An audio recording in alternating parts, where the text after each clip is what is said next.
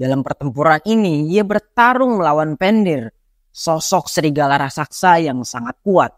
Di tengah pertarungan, Fenrir berhasil mengalahkan Odin dengan menelannya dalam satu gigitan. Halo teman-teman, balik lagi bareng gue Nurul Fauji di channel Alstory J. Di video minggu kemarin, gue udah ngebahas tentang asal mula alam semesta menurut mitologi Nordik. Nah, sesuai janji gue waktu itu, hari ini gue mau ngebahas cerita lanjutannya, yaitu Ragnarok atau kiamat menurut mitologi Nordik. Dan tentunya kita ada di segmen sejarah seputar mitologi.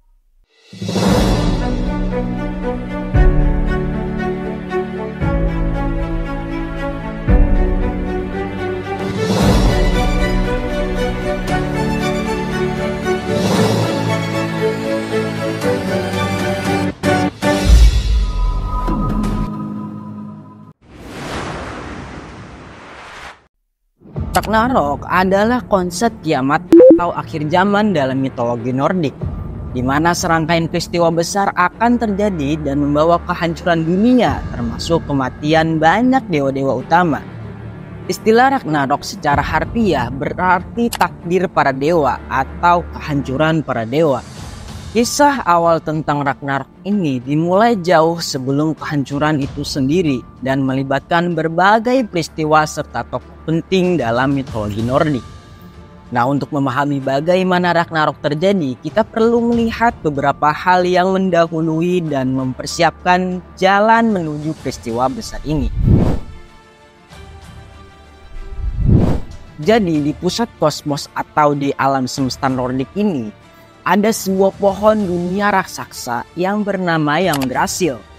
Pohon ini menghubungkan berbagai dunia dalam mitologi Nordik, seperti Asgard, tempat dewa, Midgard, dunia manusia, Jotunheim, dunia para raksasa, dan Helheim, dunia orang mati. Kehidupan dan kematian serta takdir semua makhluk berhubung dengan pohon Yggdrasil ini. Musuh utama para dewa Nordik mulai muncul melalui serangkaian peristiwa. Yang paling penting diantaranya adalah kelahiran anak-anak Loki dan Angerboda yang merupakan raksasa wanita. Anak-anak mereka adalah Fenrir, sosok serigala raksasa yang diramalkan akan menyebabkan kehancuran besar. Jormungandr, ular dunia yang melingkari bumi dan akan bertarung dengan Thor di akhir zaman. Dan Hel yang akan menjadi penguasa dunia bawah atau Helheim. Dewa-dewa lain mulai menyadari betapa berbahayanya anak-anak Loki ini. Oleh karena itu mereka berusaha menyingkirkan ancaman ini. Fenrir diikat dengan rantai ajaib, tapi diramalkan bahwa suatu hari ia akan bebas. Jormungandr dilemparkan ke lautan yang mengelilingi dunia, sedangkan Hel dikirim ke dunia bawah untuk menguasai orang mati. Dalam mitologi Nordik, para dewa mengetahui takdir mereka melalui ramalan seorang wanita bijak yang bisa melihat masa depan yang bernama Volva. Ia memberitahu Odin tentang Ragnarok. Menurut ramalan, peristiwa ini tidak bisa dihindari. Akan ada perang besar, kehancuran, dan kematian para dewa. Meskipun Odin mengetahui nasibnya, ia terus mencari cara untuk menunda atau mengatasi Ragnarok. Dia juga bersiap dengan mengumpulkan pejuang-pejuang di Valhalla.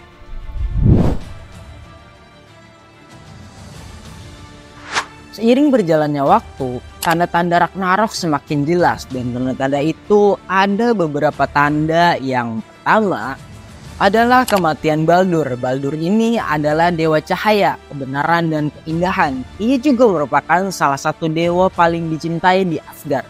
Ia dihantui oleh mimpi-mimpi tentang kematiannya yang memicu kekhawatiran di kalangan para dewa. Untuk melindungi Baldur, ibunya yang bernama Frigg membuat semua benda di dunia bersumpah untuk tidak menyakiti Baldur, kecuali salah satu tanaman bernama Mislote yang ia anggap tidak berbahaya. Nah, tanamannya ini yang pada akhirnya membuat Baldur mati karena Frigg tidak menyuruh Mislote bersumpah untuk tidak menyakiti Baldur. Ya, cerita Baldur ini juga seru guys, kalau misalkan gue bahas nanti. Kalau misalkan kalian pengen cerita Baldur, nanti gue bakal ya ceritain. Pokoknya komen aja di bawah. Lanjut yang kedua. Yang kedua, film Bullwinter. Film Bullwinter ini adalah salah satu pertanda besar sebelum terjadinya Ragnarok.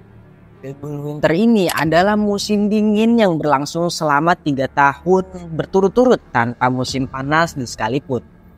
Dunia akan diselimuti salju, angin kencang, dan suhu dingin yang ekstrim. Film Bullwinter menyebabkan kelaparan besar, kehancuran, dan perang di antara umat manusia.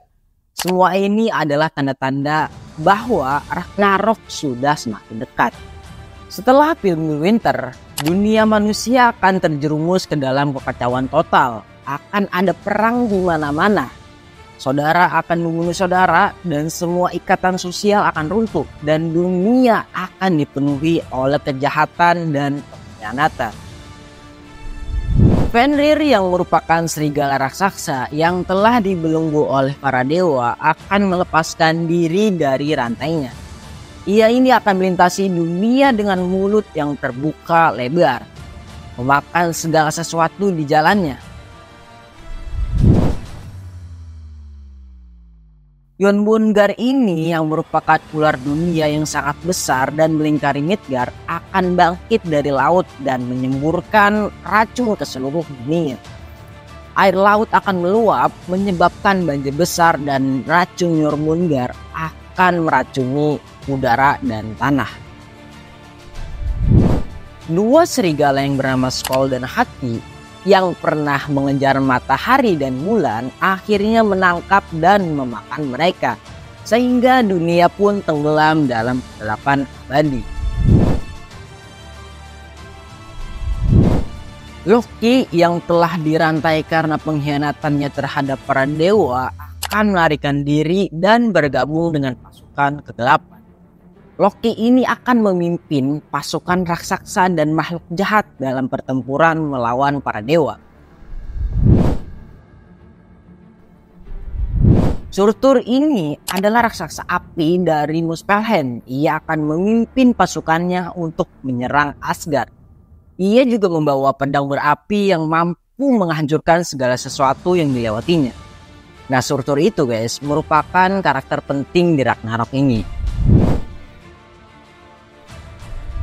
Heimdall adalah penjaga Asgard, akan meniup tanduknya yang bernama Gjallarhorn dengan keras sebagai tanda peringatan bahwa Ragnarok telah dimulai. Suara tanduk ini akan terdengar di seluruh dunia dan akan memanggil semua dewa dan makhluk lainnya untuk bersiap menghadapi pertempuran terakhir. Setelah tanda-tanda ini terjadi, pasukan musuh para dewa mulai berkumpul. Loki yang sebelumnya ditahan karena kejahatan yang dilakukannya akhirnya bebas dan memimpin pasukan raksasa serta orang-orang jahat dari Helheim. Dari Muspelheim juga muncul raksasa api bernama Surtur. Ia bergerak maju dengan pedang apinya. Di sisi lain, kapal besar bernama Ralfr yang terbuat dari kuku orang mati juga siap berlayar dengan pasukan yang dipimpin oleh raksasa. Semua peristiwa ini akan menjadi latar belakang menuju Ragnarok, pertempuran terakhir yang akan menentukan nasib alam semesta.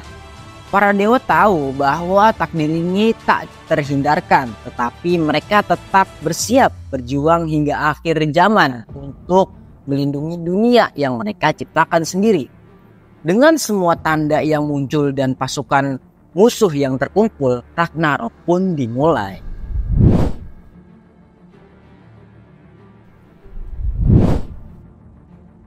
Di Asgard, Odin yang merupakan pemimpin para dewa sudah tahu bahwa nasibnya telah ditentukan. Dalam pertempuran ini, ia bertarung melawan Fenrir, sosok serigala raksasa yang sangat kuat. Di tengah pertarungan, Fenrir berhasil mengalahkan Odin dengan menelannya dalam satu gigitan.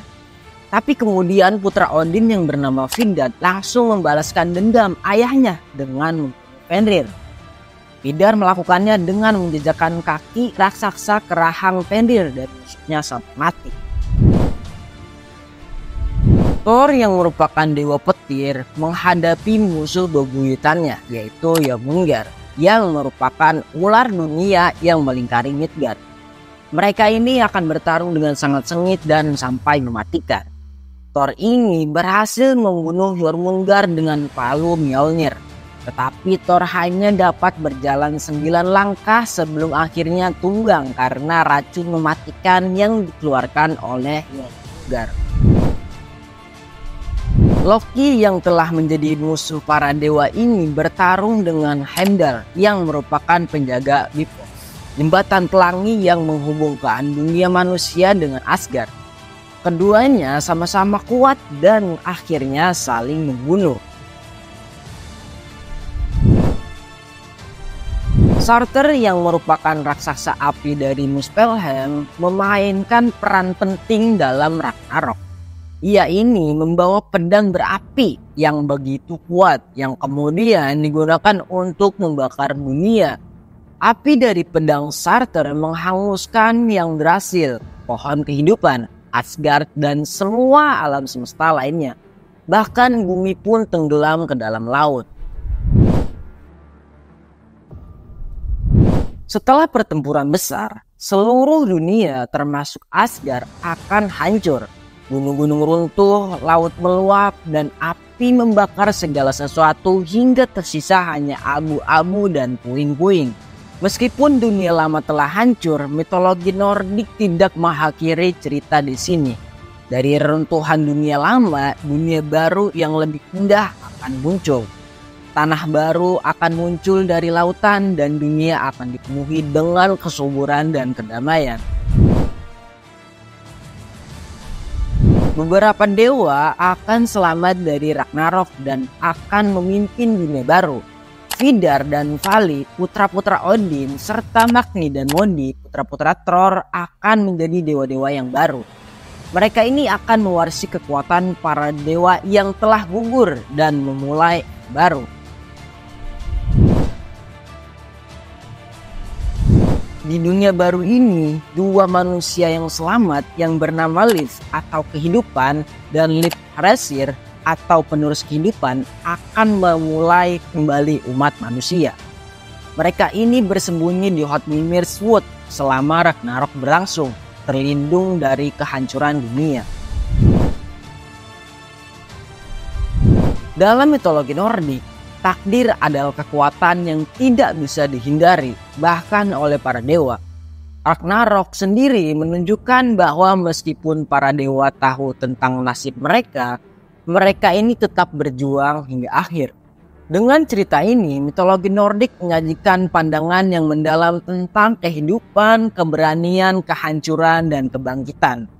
Memberikan wawasan tentang berbagai mana budaya Nordik kuno memandang dunia dan eksistensi mereka di dalamnya. Pertempuran besar ini mengakhiri segalanya, tetapi juga membuka jalan bagi kelahiran dunia yang baru.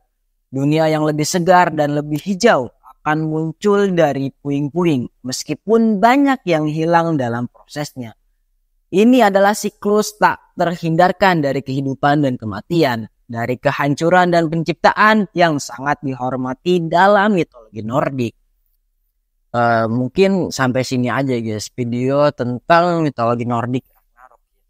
Kalau kalian pengen mitologi yang lain, nanti gue bakal bahas di video gue.